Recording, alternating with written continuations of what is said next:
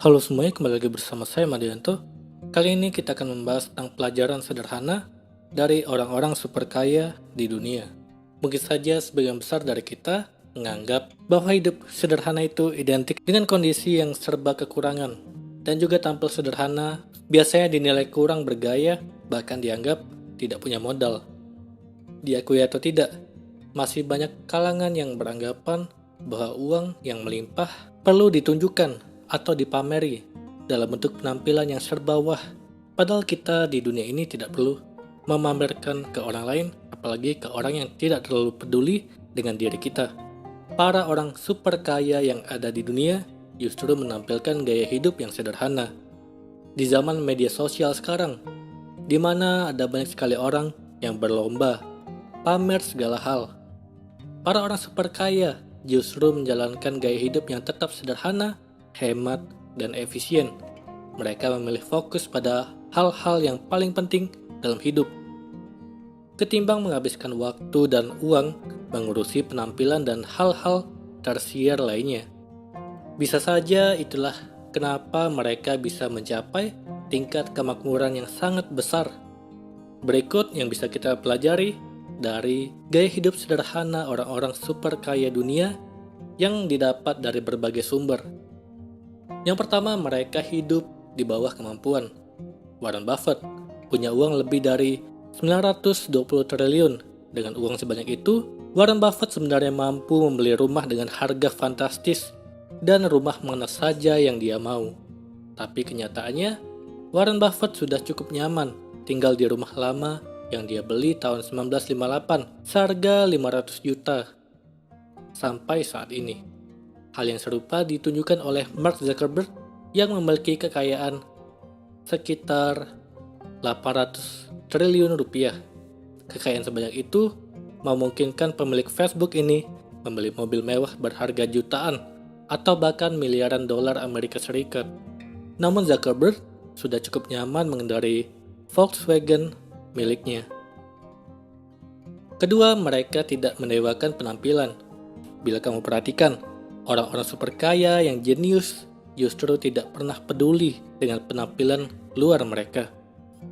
Lihat saja penampilan Steve Jobs dengan turtleneck hitam kemana-mana. Juga Zuckerberg yang nyaman saja dengan kaos oblong berwarna abu-abu dan celana jeans. Mereka memilih strategi seefisien mungkin, terutama untuk hal-hal yang kurang mendasar, seperti pakaian apa yang perlu dikenakan hari ini. Dengan menghemat waktu dan energi memikirkan hal-hal yang kurang penting, orang-orang super kaya bisa memaksimalkan energi dan waktu mereka untuk memikirkan hal yang jauh lebih penting, seperti pengembangan diri mereka dan pengembangan bisnis mereka. Selain itu, berpenampilan sederhana juga menghindarkan mereka dari langkah pemborosan uang untuk penampilan. Ketiga, mereka senang berdonasi. Para orang super kaya dunia senang berdonasi. Bill Gates, pendiri dan pemilik Microsoft, tercatat sebagai orang paling kaya sedunia sampai tahun 2018. Dia sudah dikenal sebagai pribadi yang suka sekali beramal. Pada tahun 2017, Bill Gates menyumbang sekitar 4,6 juta dolar Amerika Serikat untuk kegiatan kemanusiaan. Nilai donasi itu adalah terbesar yang dikeluarkan oleh Gates dalam 17 tahun terakhir saat masa 2017 itu. Bill Gates memberi pelajaran penting tentang menjadi kaya. Mereka yang benar-benar kaya adalah mereka yang senang memberi. Sejauh ini, Bill Gates mencatat kekayaan kurang lebih 1.300 triliun rupiah. Bukan hanya Bill Gates yang senang beramal, orang super kaya lain seperti Buffett, George Soros, sampai Chuck Finney, pendiri Duty Free Shop, juga dikenal sebagai orang super kaya yang senang berbagi pada sesama. Keempat, mereka membawa bekal makan siang. Kamu pasti sudah sering membaca betapa besar nilai penghematan hanya dari kebiasaan membawa bekal makan siang dari rumah. Membawa bekal makan siang dari rumah bukan cuma membantu kamu lebih hemat uang jajan, tapi juga menghemat waktu kamu dari kebingungan mencari tempat makan yang tepat saat jam makan siang tiba. Kamu bisa lebih fokus memakai waktu tersebut untuk melakukan hal lain yang lebih penting.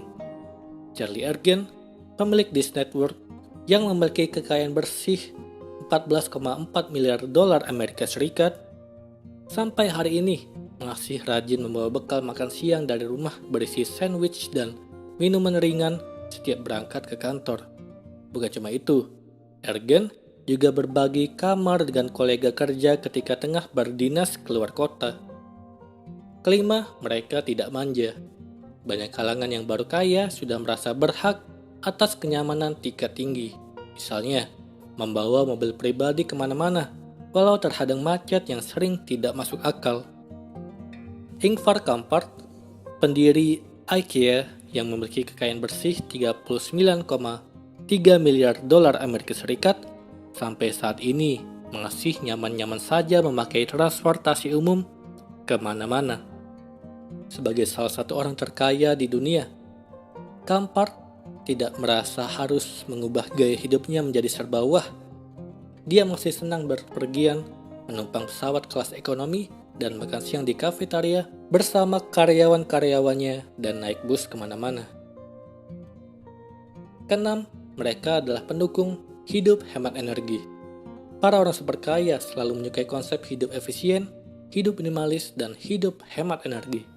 Salah satu orang terkaya yang terkenal asal India, Azim Premji, yang memiliki kekayaan bersih 16,6 miliar dolar Amerika Serikat, rajin mengingatkan para karyawannya agar tidak lupa mematikan lampu setelah selesai dipakai. Premji juga asik-asik saja kemana-mana menumpangi pesawat kelas ekonomi dan menyetir mobil bekas. Ketujuh, mereka selalu membayar lunas utang kartu kredit. Para super kaya jarang membawa uang tunai dalam jumlah besar. Dikutip dari Business Insider, para orang super kaya lebih nyaman membawa uang tunai seperlunya sesuai dengan kebutuhan.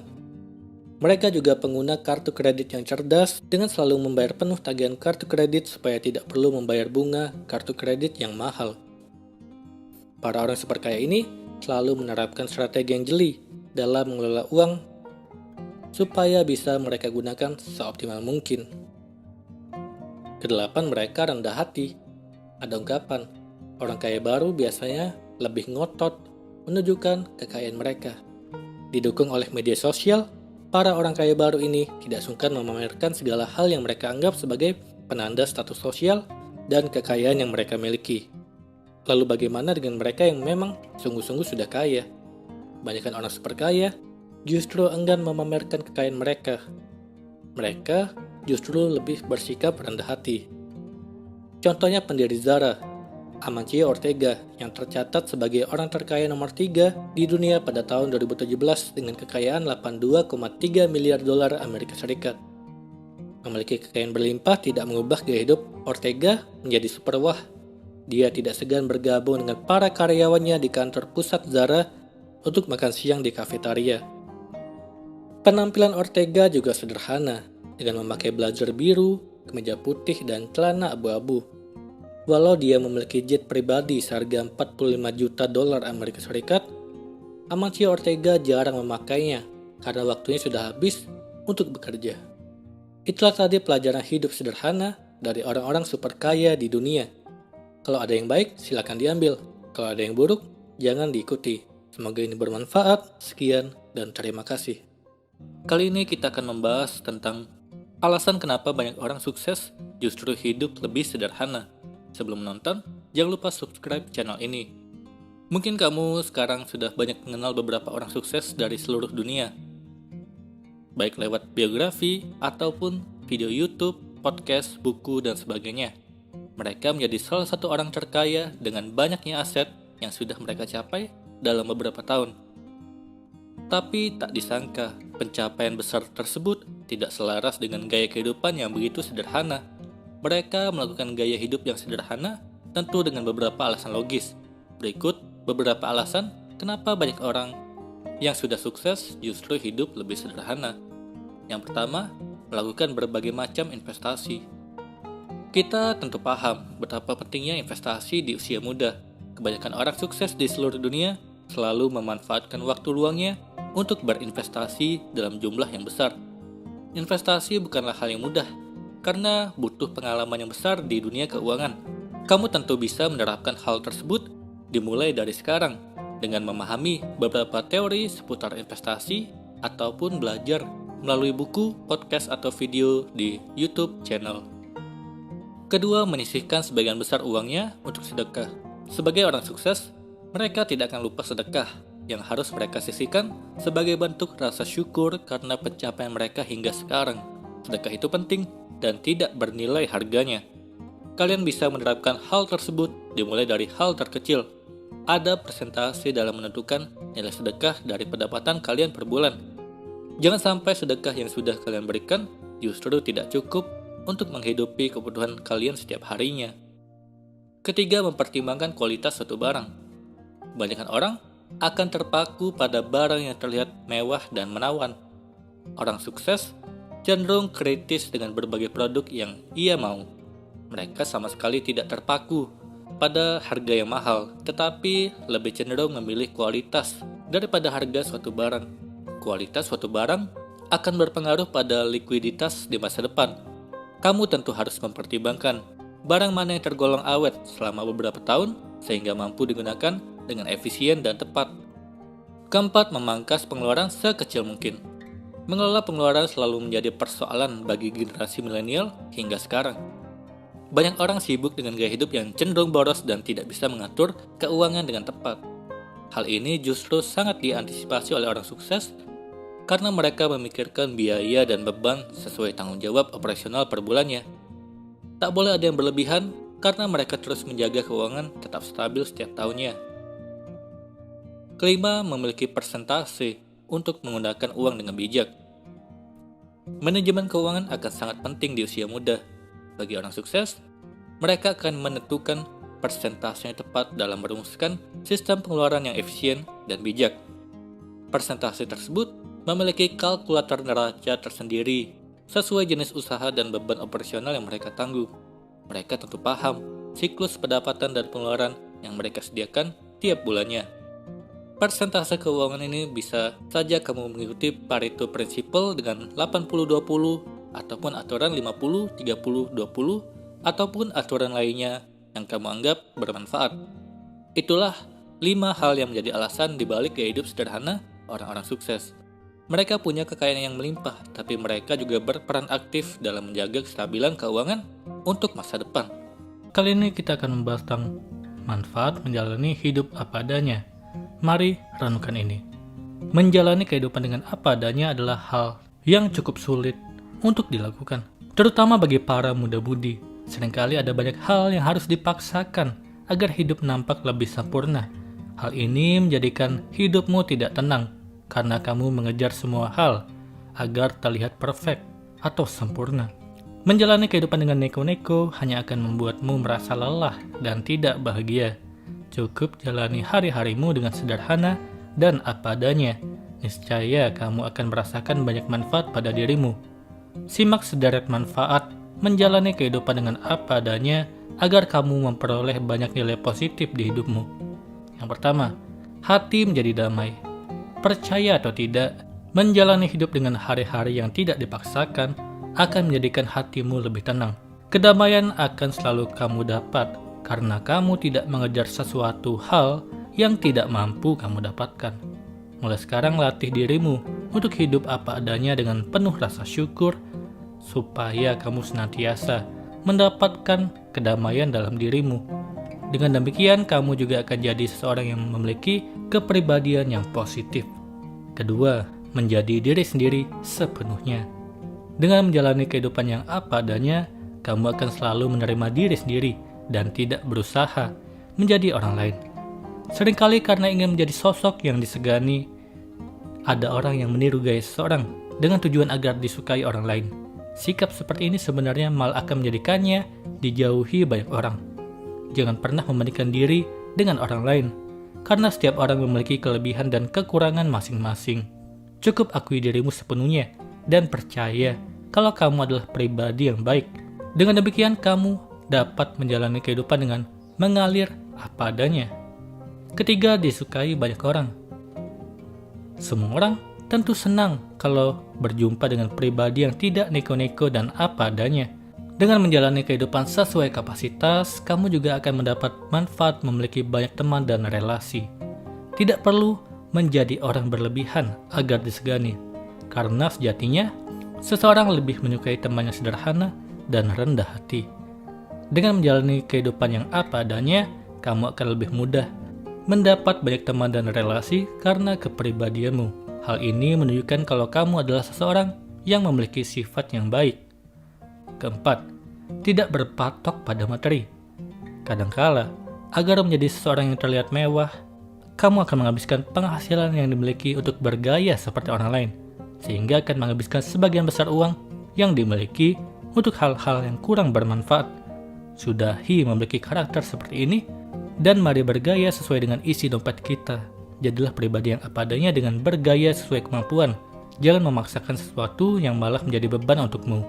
Cukup jalani kehidupan dengan sederhana dan jalani kehidupan apa adanya agar selalu bahagia. 5.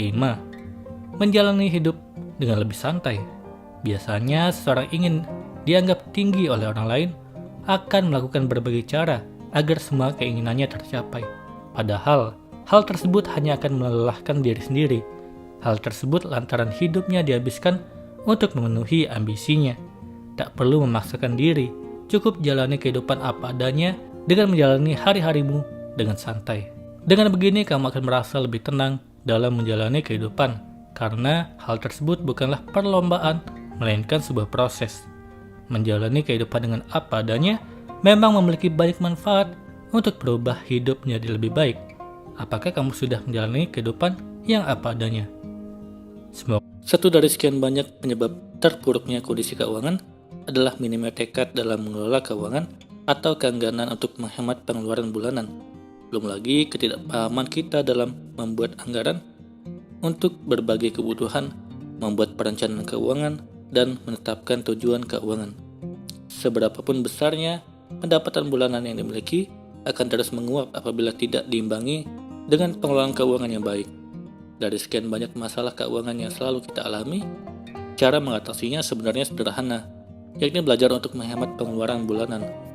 Dengan menghemat pengeluaran bulanan, itu artinya kita memiliki sisa margin dari pendapatan yang kita dapatkan rutin setiap bulannya, dan sisanya bisa kita manfaatkan untuk memenuhi segala kebutuhan di kemudian hari.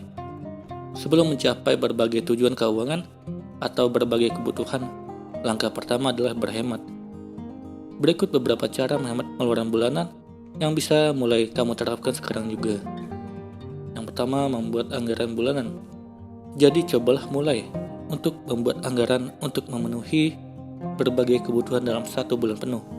Tentukan berapa nominal uang yang dibutuhkan untuk suatu kepentingan. Setelah anggaran ditetapkan, kamu bisa memfokuskan anggaran tersebut khusus untuk memenuhi berbagai kebutuhan, tidak lebih dan tidak kurang. Dengan anggaran bulanan yang ketat, itu artinya kamu bisa terpacu untuk fokus pada pemenuhan kebutuhan yang ditetapkan sesuai anggaran hingga akhirnya bisa menghemat pengeluaran bulanan. Kedua, fokus pada kebutuhan, bukan keinginan. Tentukan kebutuhan apa saja yang harus dipenuhi dalam sebulan. Kalau perlu, catat semuanya dan buat daftarnya.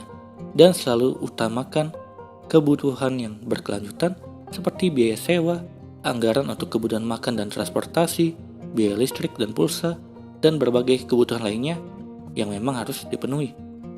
Selalu hindari beragam keinginan yang sebenarnya tidak menjadi prioritas, seperti keinginan untuk minum kopi setiap hari, nongkrong, nonton bioskop, membeli pakaian bermerek, dan sebagainya. Ketiga, selalu prioritaskan harga yang lebih murah. Upayakan untuk tidak berorientasi pada merek, melainkan kualitas. Apabila kualitas dari 2 merek itu sama, selalu prioritaskan produk dengan harga yang lebih murah. Ingat, tujuanmu adalah hendak menghemat pengeluaran bulanan, sehingga upayakan agar hal ini bisa berjalan dengan baik dan selalu terarah. Jadi jangan pernah lelah dalam membandingkan harga. Keempat, selalu sisihkan pendapatan. Metode 60-20-20 bisa menjadi metode yang baik bagi kamu yang ingin mulai menyisihkan pendapatan, dengan rincian bahwa 60% untuk memenuhi kebutuhan prioritas, 20% sebagai dana darurat, dan 20% sisanya untuk ditabung atau diinvestasikan. Dengan demikian, kamu bisa tahu tingkat prioritas pendapatan bulanan dan bagaimana seharusnya pendapatan dipecah atau disisihkan untuk berbagai kebutuhan lainnya. Kelima, catat setiap pengeluaran. Rutin mencatat pengeluaran bisa membantu kamu dalam banyak hal. Pertama, kamu tahu pengeluaran untuk keperluan apa yang paling besar jumlahnya, sehingga kamu bisa meredam nominal pengeluaran untuk keperluan tersebut. Kedua, kamu bisa memonitor arus kas kamu setiap bulannya. Ketiga, dari sekian banyak pengeluaran, kamu tahu apa yang harus diprioritaskan, dikurangi, atau dicarikan alternatif untuk produksi jenis yang lebih murah. Keenam, buat rekening terpisah. Kalau perlu, agar uang berhasil disisihkan dengan aman keberadaannya, buatlah rekening terpisah dan tabung ke dalamnya. Nantinya tabungan tersebut bisa kamu gunakan sebagai dana darurat atau dana utama untuk memenuhi berbagai tujuan finansial. Namun cobalah selektif dalam memilih bank. Jadikan biaya per bulan, nominal saldo yang harus mengendap di dalam dan biaya-biaya lain sebagai pertimbangan. Hal tersebut perlu dilakukan demi menghindari potongan-potongan yang tak perlu, sehingga tabunganmu malah terkuras nilainya. Itulah tadi cara menghemat pengeluaran bulanan. Semoga ini bermanfaat. Sekian dan terima kasih.